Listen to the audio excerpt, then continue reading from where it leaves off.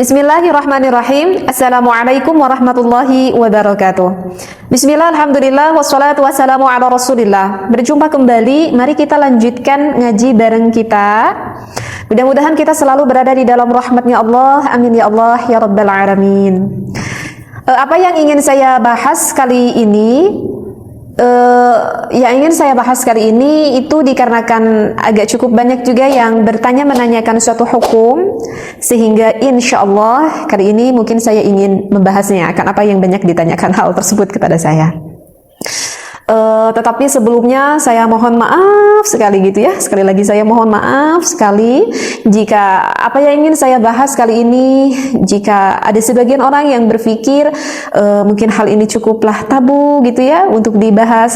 Karena saya sendiri yang berpikir ya bertujuan ingin menyampaikan ilmu, tak ada maksud tujuan yang lain, hanya ingin menyampaikan ilmu. Dan kebetulan ini juga yang bertanya, maka ya saya ingin menjawab apa yang mereka tanyakan kepada saya tersebut, seperti itu. Jadi mohon untuk berpikir positif ya, berpikir positif, niat lillahi ta'ala, kita niat ngaji karena Allah ya, jangan berpikir negatif akan apa yang ingin saya sampaikan. Baik, apa sih yang ingin saya kaji kali ini? Ada yang bertanya, teh gimana hukumnya menelan air cairan yang keluar dari laki-laki ataupun perempuan? Mungkin sudah paham ya yang apa yang saya maksudkan. Ini yang dimaksudkan dengan air mani. Bagaimana nih teh hukumnya? Apakah boleh atau diharamkan? Nah, kemudian untuk pertanyaan yang kedua, ini agak cukup perdebatan juga. Dari pembahasan sebelumnya yang pernah saya kaji, saya pernah membahas tentang hukum. Maaf sekali ya jika saya kurang sopan untuk mengucapkan. Terkadang saya juga suka bingung kalau kurang sopan gitu, saya harus mengucapkan gimana lagi gitu, dengan kata apa lagi. Terkadang saya juga suka merasa bingung gitu ya.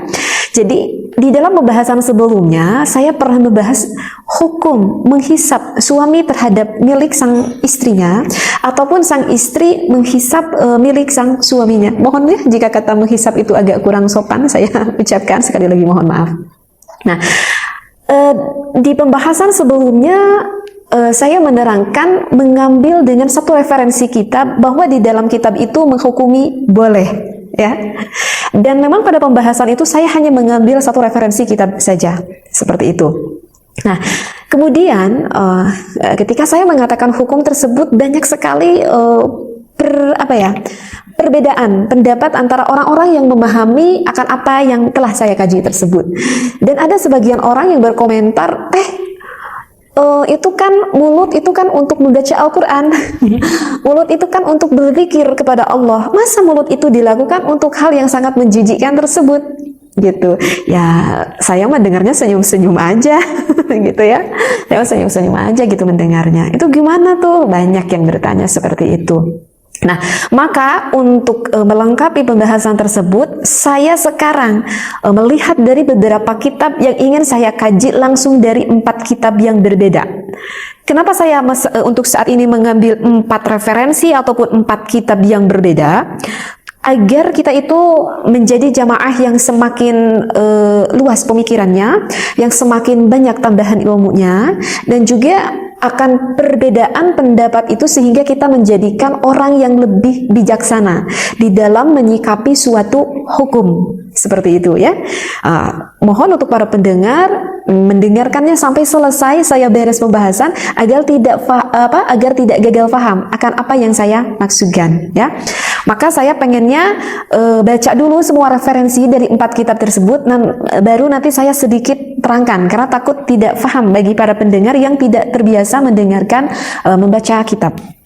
Sengaja saya tulis di dalam satu buku ini karena cukup repot juga kalau saya ambil 4 kitab. Jadi sengaja saya salin di dalam buku ini. Baik, bismillahirrahmanirrahim. Bismillah, alhamdulillah, wassalatu wassalamu ala rasulillah. Nah, untuk yang pertama di dalam Fatawi, ini karangan Syekh Wahdatuz Zuhaili, bisa dilihat kalau yang punya kitabnya pada halaman 191. Bismillahirrahmanirrahim. Yahrumu, diharamkan, masul qadibi, menghisap batang milik suaminya, li'anna kulla mustaqdharin, Karena sesungguhnya setiap hal yang menjijikkan, au najasin ataupun hal yang menajiskan, yahrumu diharamkan alal insani bagi manusia, al qurbu mendekatinya, minhu dari hal yang menjijikkan tersebut, li dararihi dikarenakan memadaratkan. Wali annahu dan sesungguhnya kelakuan tersebut munafian itu dinafikan lil adabi oleh adab tata krama, wal karamati dan kemuliaan, wa yukhillu dan dicela bil muruati dikarenakan muru'ah, fadlan dikarenakan keutamaan, fadlan dikarenakan keutamaan.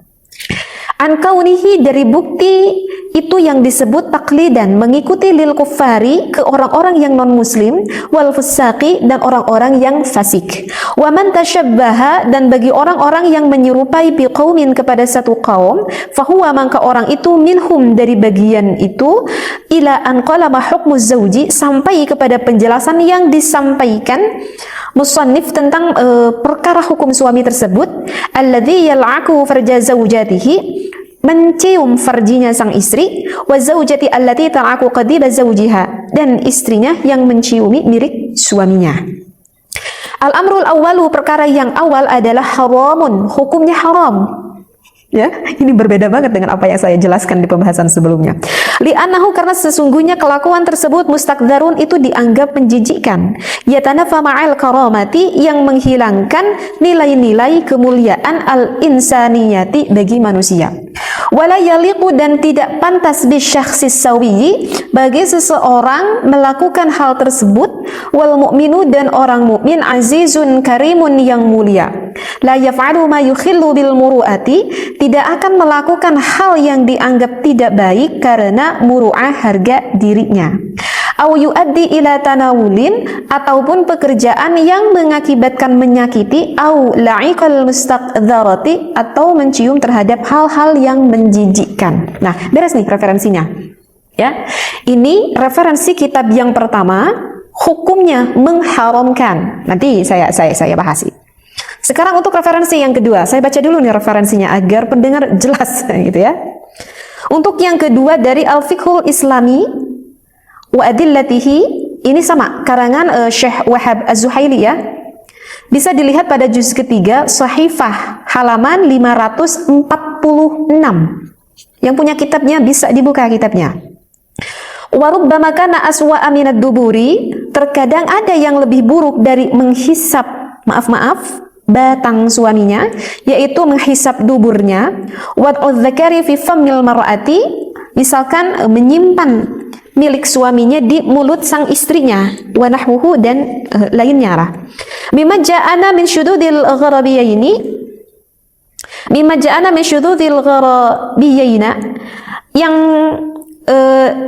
dari yang sudah datang itu perkara dari yang amat sangatnya suatu keaiban, fayakunu dzalika maka jelas pekerjaan itu haraman, dihukumi haram. Li thubuti dararihi dikarenakan tetapnya kemadaratan pekerjaan itu, wa qubhihi dan celanya pekerjaan itu syar'an secara syariat, wa dzauqan dan pertimbangan yang sehat ataupun yang akan ke tata krama kesopanan. Itu referensi kitab yang kedua.